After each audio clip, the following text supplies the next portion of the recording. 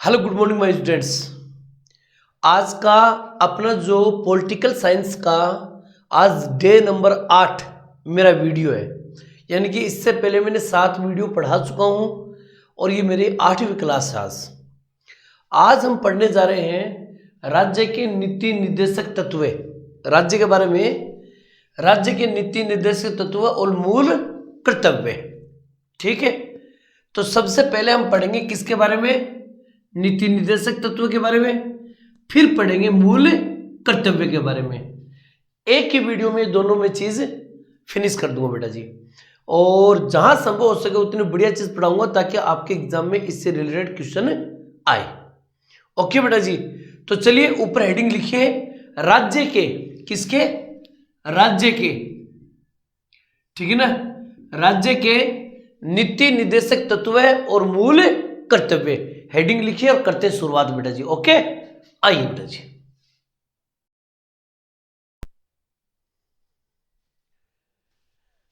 चलिए बेटा जी करते हैं शुरुआत। देखो सबसे पहले बात समझना एक बार, नीति निर्देशक तत्व। नीति निर्देशक तत्व संविधान के किस भाग में है? अगर पूछ ले कि नीति निर्देशक तत्व संविधान के किस भाग में, तो याद रखना भाग 4 में। किसमें है? भाग 4 के अंदर। सर नीति निर्देशक तत्व है वो कौन से अनुच्छेद में है? तो याद रखना अनुच्छेद 36 से 51 तक। याद रखना अनुच्छेद 36 से लेके कहां तक है? 51 तक है। याद रखना अनुच्छेद 36 से 51 तक। क्लियर? ये अनुच्छेद इसके। स्रोत, सर राज्य के नीति निर्देशक तत्व कहां से लिए गए हैं? तो याद रखना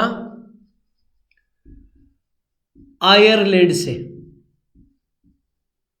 ठीक है ना, आयरलैंड के संविधान से राज्य के नीति निर्देशक तत्व प्रभावित है बेटा जी। क्लियर? तो याद रखना कहां से लिए गए हैं? आयरलैंड से। सर संविधान के अंदर नीति निर्देशक तत्वों को शामिल करने के लिए किस समिति ने सिफारिश की थी? ठीक है ना, यानी कि किस समिति के द्वारा यह प्रयास किया गया था? तो याद रखना यह तेज बहादुर संप्रू समिति, तेज बहादुर संप्रू समिति, इसकी सिफारिश पर इसको संविधान के अंदर इनके स्थान दिया गया। क्लियर? दोबारा सुनो, राज्य के नीति निर्देशक तत्व किस भाग में है? तो भाग 4 में है संविधान के। अनुच्छेद है 36 से 51 तक। स्रोत है आयरलैंड के संविधान से इसको लिया गया है। सिफारिश तेज बहादुर संप्रू समिति की सिफारिश पर इसको जोड़े गए हैं। क्लियर? बात समझ में आ गई होगी यहां तक? अच्छा, दूसरी बात यह कि राज्य के जो नीति निर्देशक तत्व है ना, ये राज्य के लिए लागू होते हैं। इसमें राज्य क्या करता है कि राज्य अपने जो प्रजा है, अपने जो नागरिक है, उसके लिए समय समय पर मतलब सर्विस के या समय समय पर उनके ना मतलब दैनिक जीवन से रिलेटेड लाभांश, दैनिक जीवन से रिलेटेड सुविधाएं उपलब्ध करवाने की जिम्मेवारी किसकी है? राज्य की है। ये नीति निर्देशक तत्व विशेष करके राज्य के लिए लागू होते हैं। इसलिए इसके बारे में एक बात कही जाती है कि यह एक कल्याणकारी राज्य की व्यवस्था है। अगर संविधान के अंदर प्रश्न आ जाए कि किसे एक कल्याणकारी राज्य की व्यवस्था माना जाता है, तो याद रखना नीति निर्देशक तत्व को। चलो मैं लिख देता हूं NOTE नोट। यह एक कल्याणकारी, यह एक कल्याणकारी राज्य की व्यवस्था है।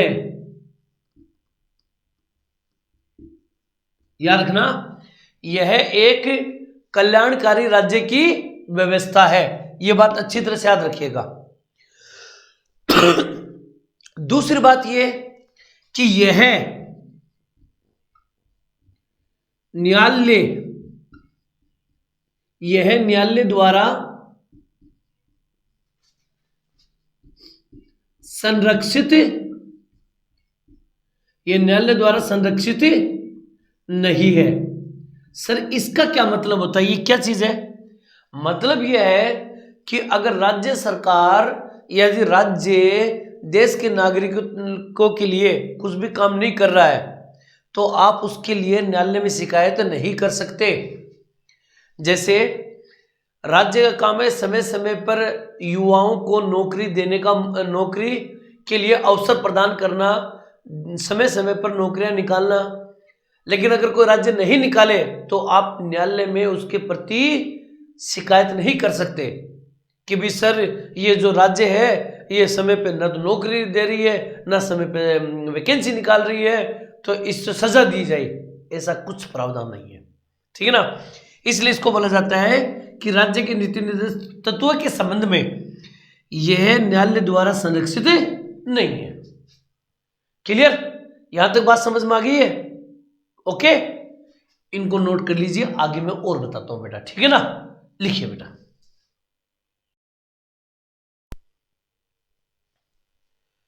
अब देखो बेटा जी, नीति निर्देशक तत्व संविधान के भाग 4 में है और अनुच्छेद 36 से लेके कहां तक है? 51 तक है। इन अनुच्छेदों के अंदर कुछ चीजें इंपॉर्टेंट है। कौन कौन से अनुच्छेद इंपॉर्टेंट है उसे हम बोलेंगे प्रमुख अनुच्छेद। तो चलिए 51 से लेके 36 तक के अनुच्छेद में जो इंपॉर्टेंट अनुच्छेद है उनको याद रखिएगा, क्योंकि हाल ही के अंदर एग्जाम में एक प्रश्न आया था जो इसी अनुच्छेद से रिलेटेड प्रश्न पूछा था। प्रश्न ये पूछा था, महात्मा गांधी राष्ट्रीय रोजगार गारंटी योजना किस अनुच्छेद से प्रभावित है? तो याद रखना, ये से प्रश्न अगर एग्जाम में आ गए तो आप फंस जाओगे।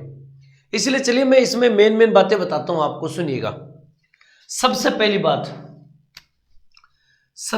बात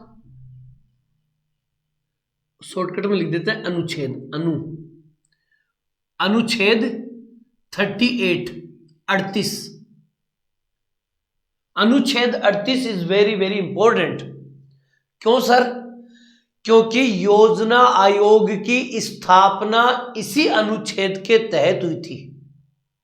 याद रखना, योजना आयोग की स्थापना, योजना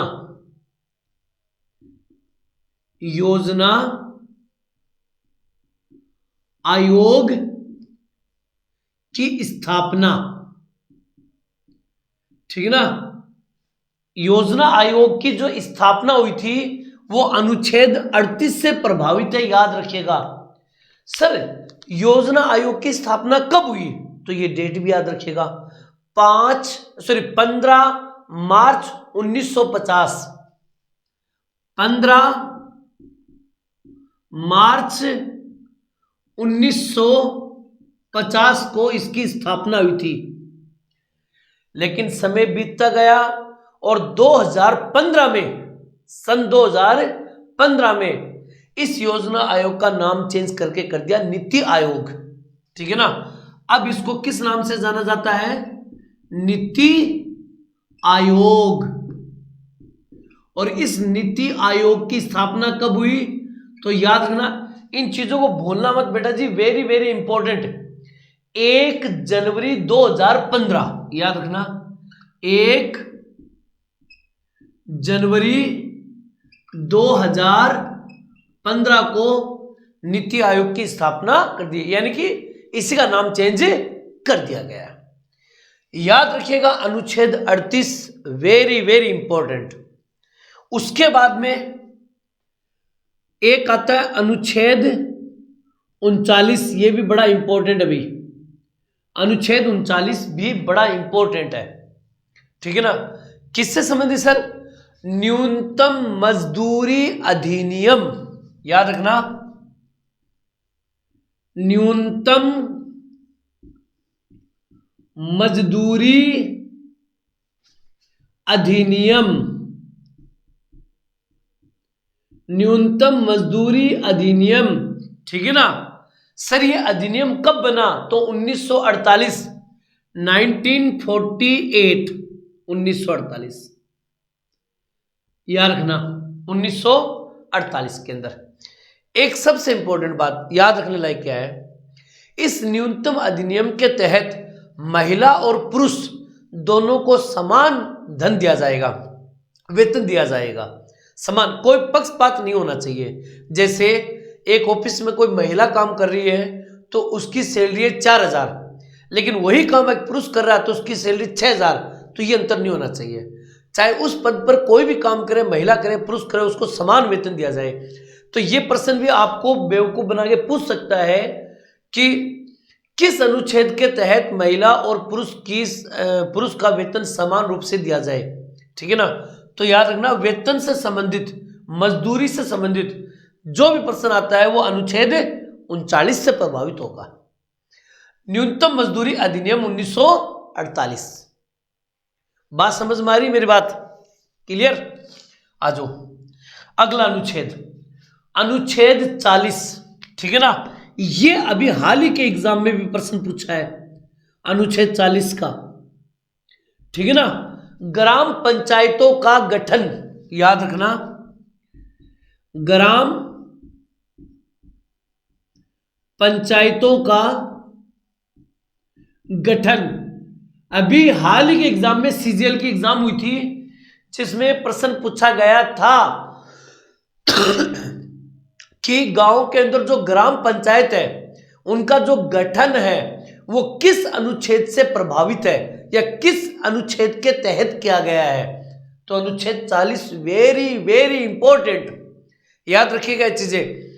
मैं इसमें ओनली वही अनुच्छेद लिखा रहा हूं जो आपके एग्जाम में पूछे जाते हैं।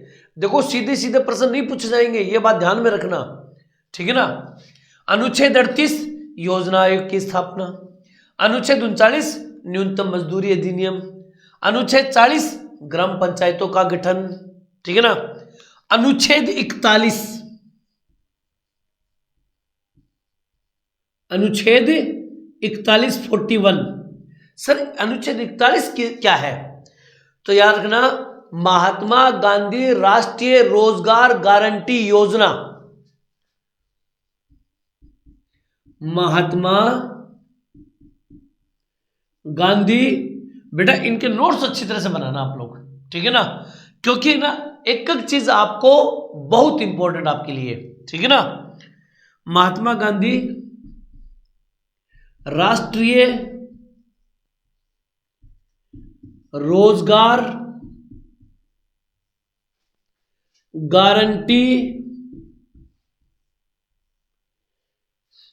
महात्मा गांधी राष्ट्रीय रोजगार गारंटी योजना, ठीक है ना, योजना। याद रखना, महात्मा गांधी राष्ट्रीय रोजगार गारंटी योजना। सर महात्मा गांधी राष्ट्रीय रोजगार गारंटी योजना किस अनुच्छेद के तहत है? 41। सर ये कब स्थापित हुआ? तो याद रखना 7 सितंबर 2005 को, याद रखना इस बात को, 7 सितंबर 2005 को, ये लीजिए बेटा जी, 7 सितंबर 2005 को। एक एक चीजों को आराम से रखो। इसके बाद आता है अनुच्छेद 45, अनुच्छेद 45। सर ये क्या है? बहुत ही इंपॉर्टेंट टॉपिक है भाई ये, ठीक है ना। अब सुनो, अनुच्छेद 45 के अंदर है क्या चीज?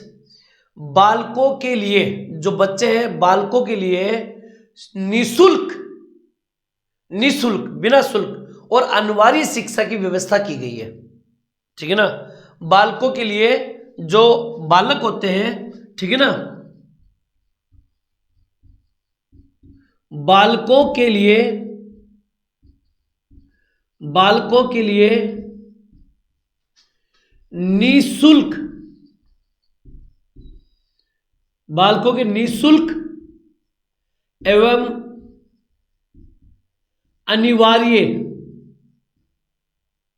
अनिवार्य शिक्षा व्यवस्था।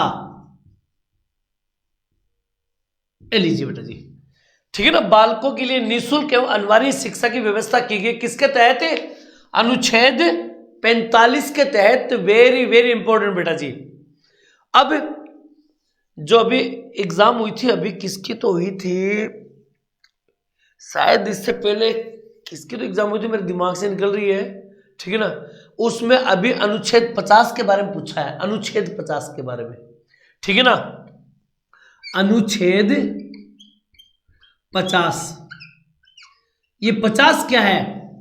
राज्य लोक सेवा में कार्यपालिका से न्यायपालिका को पृथक्करण किया गया है।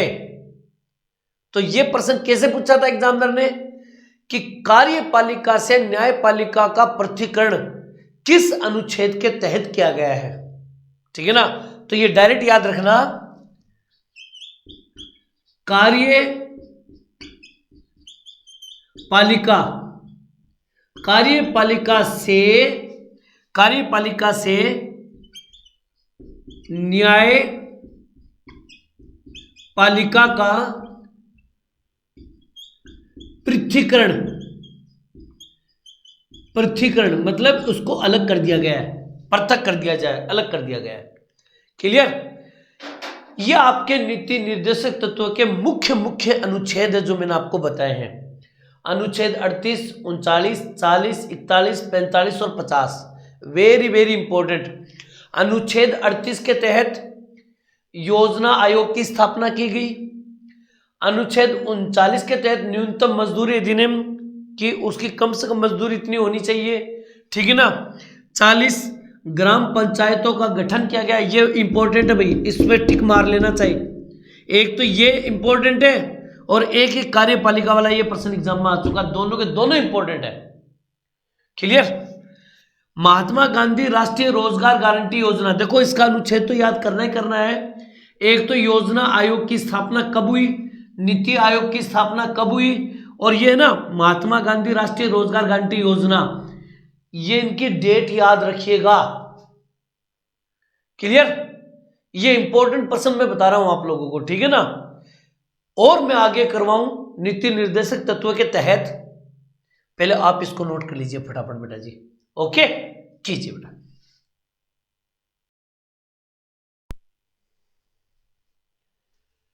अब देखिए बेटा जी, नीति निर्देशक तत्वों के बारे में अलग अलग कथन है, इनके बारे में बोला गया है। नीति निर्देशक तत्वों के बारे में क्या क्या बोला गया? नंबर 1, यह एक अनोखी व्यवस्था है। क्लियर? यह एक ऐसा चेक है जो बैंक पर निर्भर करता है। यह भावनाओं का स्थायी कूड़ादान है। यह तत्व 19वीं सदी के इंग्लैंड के राजनीतिक दर्शन पर आधारित है और भारत के लिए भविष्य में उपयोगी नहीं होंगे, ठीक है ना। यह कथन है, लेकिन इंपॉर्टेंट क्यों है ये चीज? ये कथन किस किस ने कहा, ये इंपॉर्टेंट। नीति निर्देशक तत्व के बारे में यह एक अनोखी व्यवस्था है, यह बात किसने कही? तो याद रखना, भीम राव अंबेडकर ने। किसने कही है? भीमराव अंबेडकर ने। दूसरी बात, यह एक ऐसा चेक है जो बैंक पर निर्भर करता है, यानी कि एक ऐसा चेक है, ये बैंक पर निर्भर करता है कि वो पास करे या नहीं करे, ठीक है ना। तो भाई राज्य सरकार की नौकरी निकाले या नहीं निकाले, ये इसके ऊपर डिपेंड करता है।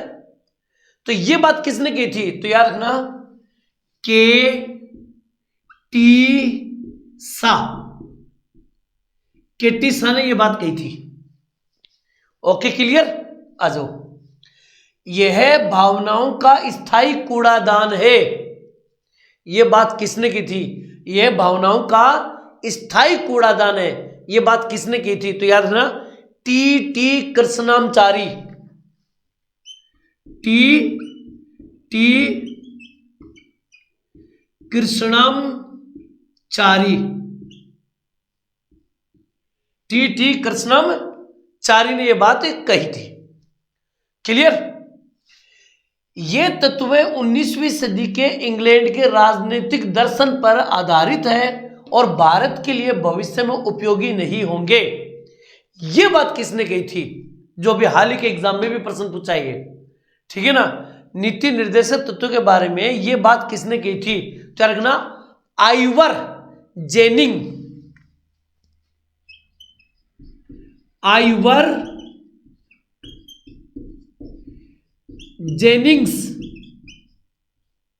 ये लो, ये बात इन्होंने की थी, आइवर जेनिंग्स। क्लियर। और इसी के साथ नीति निर्देशक तत्व का चैप्टर खत्म। छोटा सा एक टॉपिक है मौलिक कर्तव्य या मूल कर्तव्य, उसको भी इसी वीडियो में निपटा देते हैं। क्लियर। उसके मैं बारे में बताऊं, पहले इसको बढ़िया तरीके से नोट कर लीजिए आप लोग। ओके बेटा, कीजिए बेटा नोट।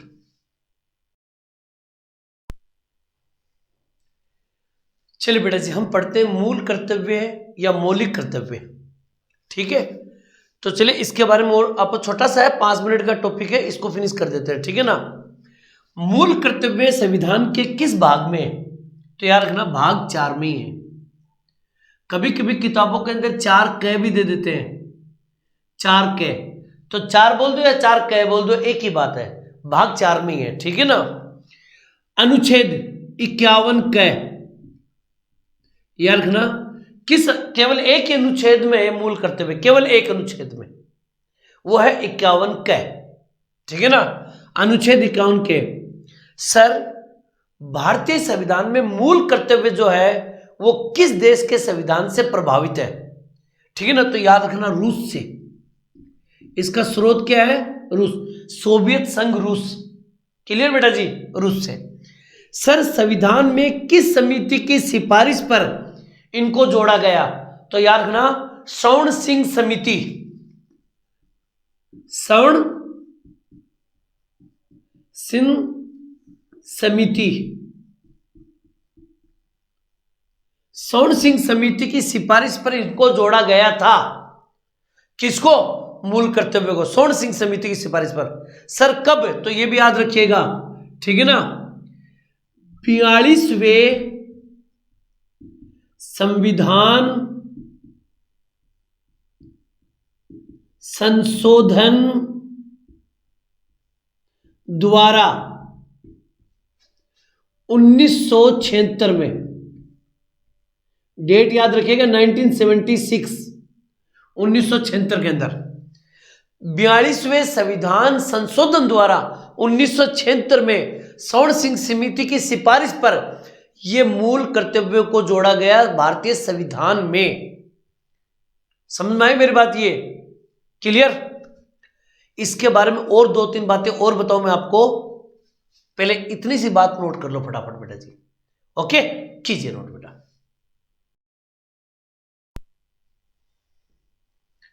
अब देखो बेटा जी, मूल कर्तव्य की संख्या कितनी है? अगर आपको पूछ लिया जाए कि मूल कर्तव्य कितने हैं, तो याद रखना पहले मूल कर्तव्य 10 थे। कितने थे? 10। लेकिन वर्तमान में मूल कर्तव्य संख्या कितनी हो गई? 11 हो गई। एक मूल कर्तव्य को और जोड़ दिया गया है। सर, ये एक जो मूल कर्तव्य जोड़ा गया है ये कौन सा है? तो याद रखना 11वां मूल कर्तव्य। ये 11वां मूल कर्तव्य है कौन सा? तो याद रखना सन 2002 में 86 वे संविधान संशोधन द्वारा 2002 में 86वें संविधान संशोधन द्वारा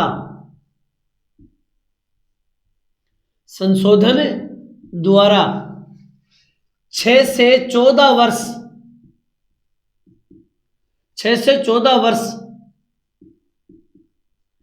के, अब ध्यान से सुनो मेरी बात को, सन 2002 की बात है।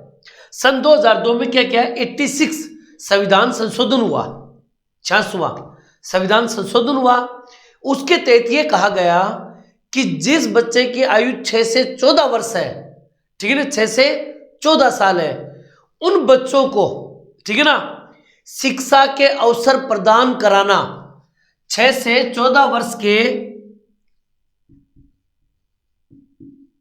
बच्चों को शिक्षा के अवसर प्रदान कराना प्रत्येक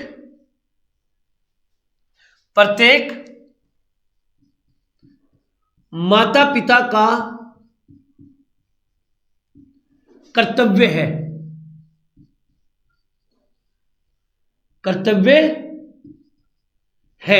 याद रखना भाई, प्रत्येक माता पिता का एक कर्तव्य है कि वो 6 से 14 वर्ष तक के बालक को शिक्षा के अवसर प्रदान कराए। क्लियर? ये कर्तव्य है, याद रखना। ये था आपका 11वां मूल कर्तव्य जिसको जोड़ा गया। क्लियर? तो ये डेट याद रखिए, 2002 और 86 संविधान संशोधन द्वारा। किस संविधान संशोधन द्वारा और कब जोड़ा गया, ये दोनों डेट याद रखिएगा, वेरी वेरी इंपॉर्टेंट। इसके बारे में छोटी सी बात और है, वो मैं आपको बताऊं, इसको नोट कर लीजिए फटाफट बेटा जी। ओके, कीजिए बेटा।